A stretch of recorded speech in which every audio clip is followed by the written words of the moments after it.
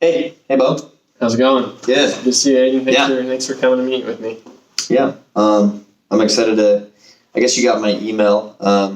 Just about what we want to talk about a bit. Yeah. So, and a lot of kind of what you mentioned in your email is trying to get to know, I guess, our goals as a company and what we wanted to accomplish. So. Yeah. So I just want to start off, kind of as I said, like, what are you wanting with your business? Kind of what's going on, and what are your goals in the next 2 years? Yeah. So we originally started in Rexburg. We've grown quite a bit. But in coming years, we hope to expand a little bit more. And as of right now, we have some processes that we have in order to track kind of where people are at in the sales process. Mm-hmm. But as of right now, we don't really have anything set. And we've started to kind of get a little bit frustrated with that because we recognize how hard it would be to communicate if we have a different location, because we're all central right here. So if we have a problem, we should go to the person who did it. And so if person A is over here and person B, but just there won't be as much communication if we open up other locations. Okay. With our current system. And are you looking to open up more locations? Yeah, absolutely. So, I mean, like I said, we've grown quite a bit. We think we have a good product, and so we're hoping that we can grow more across the country, as well as maybe get some smaller satellite areas going too. So that's great. Yeah, that's awesome. So you mentioned briefly there that the communication was kind of difficult. Oh, yeah. Can you go further into maybe a few problems and why we're talking in the first place? Yeah, so currently if someone wants a product, let's say we had a salesperson call people that we thought would be good fit for our products. They start out with kind of a lead of some kind, and then they transition and get obviously warmer, and then we'll kind of do a demo with the product and kind of show them how it can fit their needs. And then the final person that makes the sale then contacts them. So we have 3 different touch points, 3 different people, where they're contacted by. And so in between the first one and the second, sometimes the people slip through our fingers, and ultimately they're not getting contacted for a week or 2 weeks. And by the time that the next person picks them up, it's too late. They've already kind of figured out another storage system and been able to find something that better fits them. Wow. Okay. It's costing us, I mean, I'm sure more than I think, but yeah, it's making us. We just want to grow, and so we want to become more efficient. Yeah. So. If you had to put a number on it monthly, how much do you think you lose in sales because of the miscommunication? I know that of the inbound calls, about 3 to 5% of those people this is happening to. And I mean, each sale kind of equates to around, anywhere from 3,000 to 4,000 usually is kind of our average sale price. Cool. But and so 3 to 5% inbound, we normally get around 50 a month or so. And so, that's at least anywhere from $8,000 to about $12,000 of revenue. So yeah, that's just a month. So yeah, for a company that's growing and struggled in the past, we would be sick to our stomachs about that. So yeah. So with one location and plans to grow, do you see this problem growing with you if you don't make changes? No, absolutely. It would definitely carry over with us like a cancer. Yeah. Okay. So.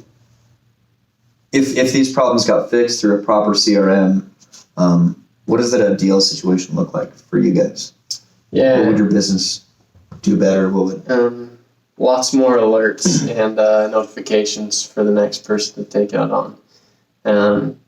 Ideally, that's what it would be for us. Is person A talks to them, it immediately goes to person B. Person B contacts them either through an email, a text, or something within couple hours, and if it's someone that's like, yes, I want to buy it, we can just skip that process based upon what the first person experienced. But right now we don't have anything that documents it accurately enough to where a person 3 could just pick it up right away. Yeah. So cool.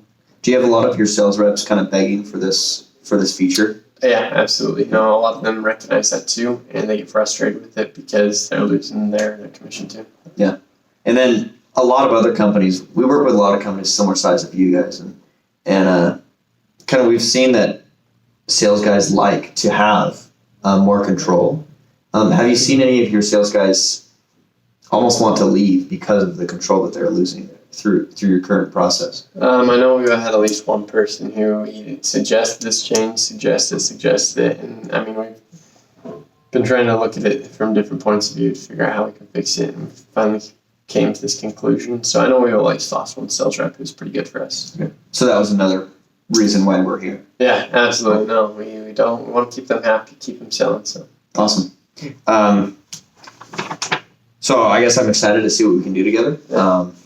And it sounds like we're a pretty good fit. I guess can we talk, iron out the details if this is what you want your company to have? yeah, absolutely. I'd love to see how you feel like you can fulfill those needs. So. Awesome. Let's Okay. talk next week. Okay. Thanks. You want to do the next one right now? Yeah, let's go for it.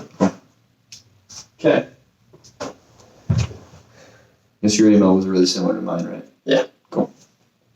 Hey. Hey, how are you doing? Thanks for having me in today. Yeah. I appreciate it. No, I'm glad to be here and talk to you a little bit more about kind of what you guys do at Smart Home Automation and figure out kind of what's going on with your fleet. So right now, how many vehicles do you have? We have 200 right now, Yeah. spread out between like 15 states. Okay. Yeah. And so, if I understand you correctly, you've been in this company a little while. Is that correct? Yeah, I've been here like 15 years. Okay. Yeah. That's a good little while. So how many cars were in your fleet from the beginning when you first started? Yeah. So we started in Utah, and now we're in 15 different states. We're almost doubling every year, and doubling sounds crazier. Yeah. Each year you double because then you're doubling, right? Right. So yeah, I mean we just keep growing. We're gonna continue to. So. All right. Well, that's exciting. You guys feel like there's tons of potential there. I mean, the way things are going, I agree with you. There's a ton of room for expansion in the security world, and excited that you're a part of it, and hopefully we'll be able to help you out. Yeah. So, question right now, with those 200 vehicles, what purpose do those vehicles serve for you on a day-to-day basis? Specifically, I don't serve. Well, what happens is we have on-site technicians and then salesmen, Okay. and then the cars are split between those guys per location, and that's what the vehicles do for us. Okay. So right now so they provide transportation for salespeople and the technicians? Yeah, they do. Okay. Do they share those vehicles? No, they're separate. On-site is more like these vans that we have, Yeah. and then I see off-site is just cars for the sales guys. Okay. Understood. So one's driving the profits and one's servicing the Yeah. profits. Is that kind of accurate? Yeah, it is. Okay, that makes sense. So, what are some problems that you guys are being faced with your current fleet right now, and how is that affecting you guys? Yeah, so a lot of the fleet that we have Yeah. was purchased about 5 years ago. Okay. So they have about 150,000 miles, and this is pretty much the whole fleet. Yeah. And so we're looking at a huge investment. Right. And so that's kind of why we're talking now and not, 4 years from now, because we need to make a decision now on if we need to be purchasing the vehicles ourselves, or because right now we're looking at a lot of upfront cost Yeah. and a huge amount of time managing and maintaining and repairing our current fleet. And so kind of why I brought you in here and to talk this over was to see if we could to save time. It's kind of because of those things. Okay.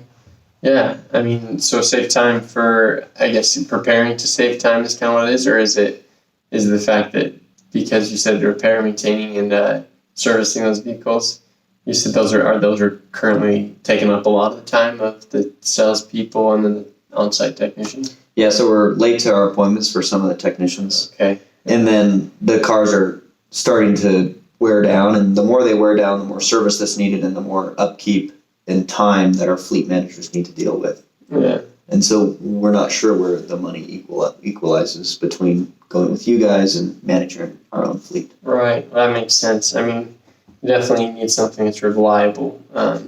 You said you're missing, some of your technicians are missing their appointments. And it's kind of what effect has that had on your guys' business? Or these people, once the technician arrives, are they saying, no, get away, like, you missed your chance? Is that kind of what's happening? So the smart home installs take like 8 hours. So if they're late, So it's a big process. If they're late, it's like a 2-day job instead of a 1 day. Oh, okay. So that's pretty expensive for us. Yeah, I'm sure it's definitely driving down efficiency. And how often does this happen for some of these technician guys? It depends. In Louisiana, they see a lot of heat, so the cars go through a lot rougher life than the ones in Idaho do. So yeah, I mean, if you're to say on average, how much downtime it's playing on the company in a given week, would you be able to pin that down about how much downtime these guys have on them? I don't know. That's a hard question. And I know that you don't know, but if you did you take a guess at it? A rough guess would be as far as hours of downtime, you said? Yeah. Yeah, so it seems like hours of downtime is doubling. So each car sees about 20 hours of downtime per month. Oh. That's in the shop or something. So that's pretty rough. But it's just ever increasing the older they get. So right, and ever increasing, which means, like you said, doubling. And so that's obviously maybe showing up late. It's obviously you're losing some profits there with having to go back the next day and continue the installation process since it is so lengthy. And along with that, how do your customers feel about it when they show up late? Yeah, I'm sure they're not happy. We focus on a lot of brand image. We took over the Vivint Smart Home Arena because the huge media debacle that they had. And so we have a nice image, and it kind of hurts it a bit when that stuff happens. Right. So. Right. Well, that's definitely, maybe something that's affecting too. You're excited about all this growth, and so I guess if your fleet had reliable vehicles, do you have any idea what that would mean for I guess your company image as well as your profit margins at all? Yeah, the hours that you mentioned that we'd save, that'd be a nice benefit. But also the fleet managers that we have in each state, that's a salary that we would not need, hopefully, anymore. Okay, yeah. So you have somebody full-time positions running around making sure everybody's car's running. Yeah, so we have like 20 cars per state. So. Yeah. Well, that's pretty extensive, and certainly there's some costs that would be eliminated, having cars that are more reliable. But ultimately, you need to take a look, at the long run, what's best for the company, and I think just about the profits that it would be able to benefit you if you were able to get to more installs, and then your sales team would be able to hopefully allow themselves to be able to have more productive days instead of having to run over to the shop really fast. Yeah. And certainly we want to work with you on those problems and be able to see what they could solve. And what would it mean to you if those problems didn't exist anymore? Yeah, it'd take a huge load off my back and a lot of the fleet managers guys. We could probably half that team size. Have one guy per 2 states or however you do it, but it would make growth less scary for a lot of the higher ups. Yeah. So. Well, your company sounds like it's great. This is a cool new office you're in, and I think that growth is there, and we definitely want to see what we can do to help you alleviate some of that stress on you, on the teams and the technicians, and hopefully help you able to help your business be more efficient. So. Yeah, it sounds awesome. Perfect. Let's meet about next week. Sweet. Okay.